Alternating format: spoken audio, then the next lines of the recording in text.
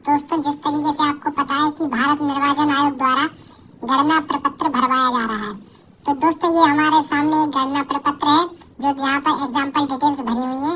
तो आपको यह किस तरीके से भरना है यह हम आपको सिंपल तरीके से बताने वाले हैं। तो सबसे पहले यहाँ पर देखिए दोस्तों, ये कुछ हमारी डिटेल्स भरी है। ये जिसका भी होता है वह उनकी सबकी डिटेल्स भरी रहती हैं। तो सबसे पहले दोस्तों आपको क्या करना है, यहाँ पर जो एक कॉलम दिया है वर्तमान फोटो चिपका है, आपको सबसे पहले दोस्तों आपकी एक जो लेटेस्ट फोटो है आपको इसमें चिपका देनी है। उसके बाद दोस्तों क्या करना है, आपको जन्म तिथि वाला ऑप्शन आ रहा है, आपको दोस्तों जो भी आपकी लेटेस्ट जन्म तिथि है आपको वह भर देना है। जैसे कि मैं एग्जाम्पल के लिए भर रहा हूँ 1/1/2001, तो यहाँ पर आप अपनी जन्म तिथि भर देंगे। उसके बाद दोस्तों आधार संख्या है, तो इसमें आपको आधार संख्या अपनी जो भी आपकी आधार संख्या है वह भर देनी है। उसके बाद दोस्तों आपके मोबाइल नंबर वाला ऑप्शन आ चुका है, तो मोबाइल नंबर वाले ऑप्शन में आपको अपना मोबाइल नंबर भर देना है। जैसे कि दोस्तों मैं आपको भर के बता रहा हूँ, तो इस तरीके से आप भी अपना मोबाइल नंबर भर सकते हैं। उसके बाद दोस्तों आपके नाम में यहाँ पर आएगा पिता या अभिभावक का नाम। तो दोस्तों जिस भी व्यक्ति का यह गणना प्रपत्र है आपको उसके पिता का नाम भर देना है। जैसे यहाँ पर भर दे रहा हूँ मैं XYZ, यहाँ पर एग्जाम्पल के लिए मैंने आपको बताया है जिसका भी यह प्रपत्र है आपको उसके पिता का नाम भर देना है। अब दोस्तों नेक्स्ट आएंगे आप, तो नेक्स्ट ऑप्शन में है पिता या अभिभावक का EPIC नंबर, यानी कि दोस्तों जो भी आपके पिताजी हैं आपको उनका जो पहचान पत्र संख्या है XPN कुछ भी हो सकता है वह आप इसमें भर देंगे। उसके बाद दोस्तों तो नेक्स्ट ऑप्शन है यहाँ पर माता का नाम, तो इसमें दोस्तों जिसका भी गणना प्रपत्र है उसकी माता का नाम लिख देना है। और यहाँ पर नीचे ऑप्शन है, जैसे यहाँ पर हमने लिख दिया है XYZ और यहाँ पर माता का एपिक नंबर, यानी कि दोस्तों उनका भी पहचान पत्र का नाम लिख देना है। तो इस तरीके से आप लिख देंगे। दोस्तों अगर ये प्रपत्र में आप यदि यह कोई महिला का प्रपत्र भर रहे हैं जिसकी शादी हो चुकी है, तो यहाँ पर पति के नाम में आप उनके पति का नाम लिखेंगे और यहाँ पर पति के एपिक नंबर में जो उनका पति है उनका यहाँ पर पहचान पत्र संख्या दर्ज करेंगे। अब दोस्तों यहाँ पर नीचे जो सबसे महत्वपूर्ण बात है और लोग उसको भरने में कंफ्यूजन क्रिएट हो रहा है, तो यह मैं आपको दोस्तों समझाता हूँ।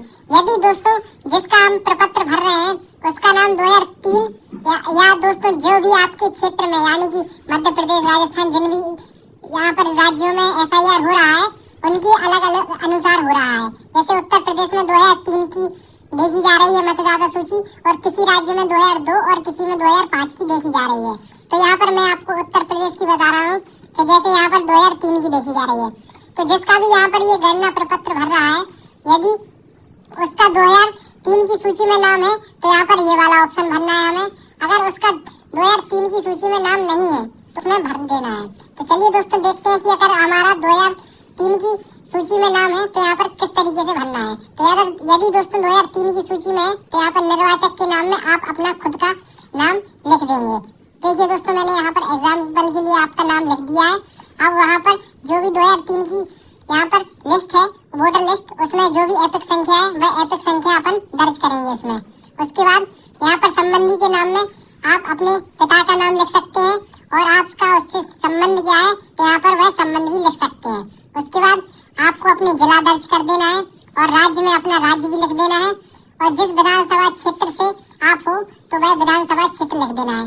जैसे कि दोस्तों आप यदि कोई भी विधानसभा क्षेत्र से है तो यहाँ पर XYZ मान लेते हैं तो ये लिख देंगे। उसके बाद दोस्तों जो विधानसभा निर्वाचन क्षेत्र है उसकी संख्या को दर्ज करना है। जैसे कि यहाँ पर एग्जांपल के लिए मैंने 001 डाल दिया है। उसके बाद जो भी भाग संख्या है वह भाग संख्या लिखेंगे और जो क्रम संख्या है वह लिखेंगे। अब नेक्स्ट कॉलम है दोस्तों ये वाला, ये दोस्तों उनको भरना है जिनका नाम 2003 की यहाँ पर वोटर लिस्ट में नहीं है। तो सबसे पहले आपको यहाँ पर दोस्तों नाम वाले ऑप्शन में नाम लिख देना है। अब दोस्तों देखते हैं कि ये वाला कॉलम कैसे भरना है। तो दोस्तों ये वाला कॉलम उन लोगों को भरना है जिनका 2003 की मतदाता सूची में नाम नहीं है। तो यदि अगर दोस्तों आप ये गणना प्रपत्र भर रहे हैं, यदि यह एक आप किसी लड़के का भर रहे हैं तो यहाँ पर इसमें उनके पिता का नाम आएगा। लेकिन यदि यह कोई शादीशुदा महिला का भर रहे हैं जो यहाँ पर बहू बन के आई है तो यहाँ पर इसमें नाम में उनके पिताजी का नाम आएगा और उनके पिताजी का XPN नंबर या दोनों दोस्तों एपिक नंबर आएगा।